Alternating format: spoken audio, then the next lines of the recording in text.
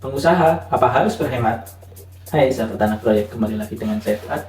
Kali ini kita membahas nilai penting efisiensi bagi seorang pengusaha atau wiraniaga. Hemat itu cenderung konotasinya pasti teman-teman bilang bahwasanya si A selalu berhemat. Kenapa sih nggak jadi kaum yang tidak mendang-mending, jadi kaum yang loss, apa-apa bisa dikeluarkan, apa-apa bisa dibeli, apa-apa nggak usah mikir untuk beli sesuatu. Kenapa pengusaha mesti harus berhemat?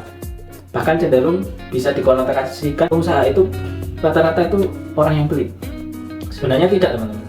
Seorang pengusaha itu harus selalu, yaitu dituntut melakukan efisiensi. Efisiensi itu apa?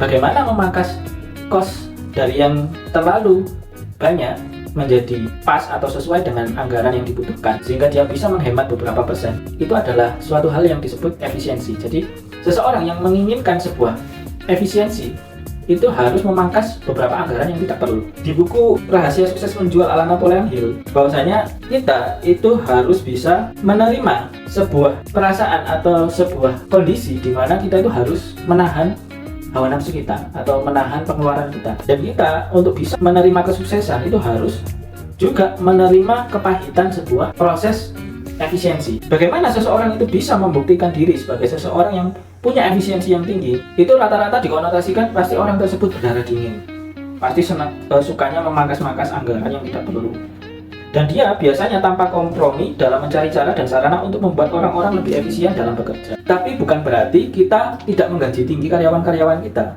Justru orang yang efisien itu biasanya selalu menggaji tinggi karyawan-karyawannya, dan dia mendapat timbal balik dari karyawan-karyawannya dengan memperoleh layanan atau pekerjaan yang itu dilakukan oleh sepenuh hati. Jadi orang yang efisien itu adalah yakni memaksimalkan nilai uang yang konsumen belanjakan itu benar-benar menjadi barang yang kita hasilkan. Jadi teman-teman, di sini bahwasanya efisiensi itu harus benar-benar diperhatikan oleh seorang wirausaha atau wiraniaga atau pengusaha, sehingga orang itu bisa menilai produk kita itu dengan nilai yang layak. Dan apakah benar? Seperti biasa, kita tetap membahas Pak Khairul Tanjung. Pak Khairul Tanjung telah melakukan efisiensi terhadap perusahaannya. Kita contohkan ketika beliau mengakuisisi bank yang hampir bangkrut, Bank Mega. Jadi Bank Mega itu adalah sebuah bank yang bermasalah, dan masalahnya itu adalah di nasabah yang meminjam uang.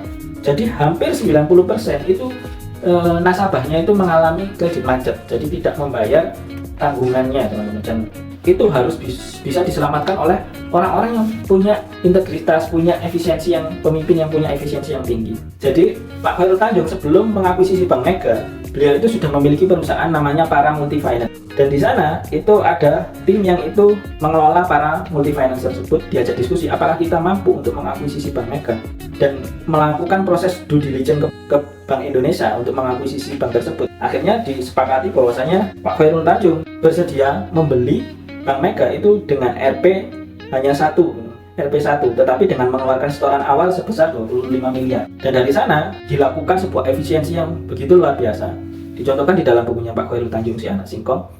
Pertemuan hingga 2 dini hari tersebut dilakukan dengan lampu yang dicolokkan ke saklar karena listrik penerangan lampu telah dimatikan pihak gedung pada pukul 6 sore.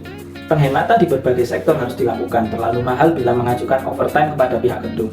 Jadi selama setahun, bagaimana proses pengambil alihan dan banyak debitur bandel itu yang mencoba untuk ditagih, sampai benar-benar taruhannya itu adalah nyawa untuk menagih nasabah-nasabah tersebut.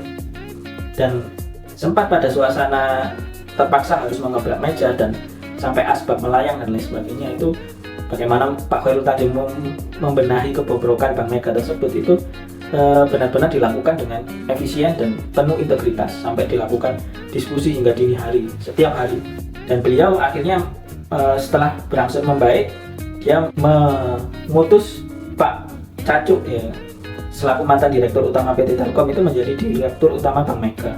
Dan di sana beliau meletakkan fondasi manajemen human building di tahapan awal, dan hasil kerjanya itu bisa dirasakan hingga saat ini. Jadi penting bahwasanya kita itu sebagai pengusaha itu harus melakukan efisiensi dengan cara berhemat tadi. Bukan berarti kita menjadi orang yang pelit ya, tapi kita bagaimana memangkas anggaran yang tidak perlu, atau memotong pengeluaran-pengeluaran, atau bahkan lebih miris lagi untuk pribadi melakukan hal-hal yang boros yang tidak perlu. Akhirnya kondisi cash flow di perusahaan kita menjadi kacau. Oke, sekian dari saya. Salam closing.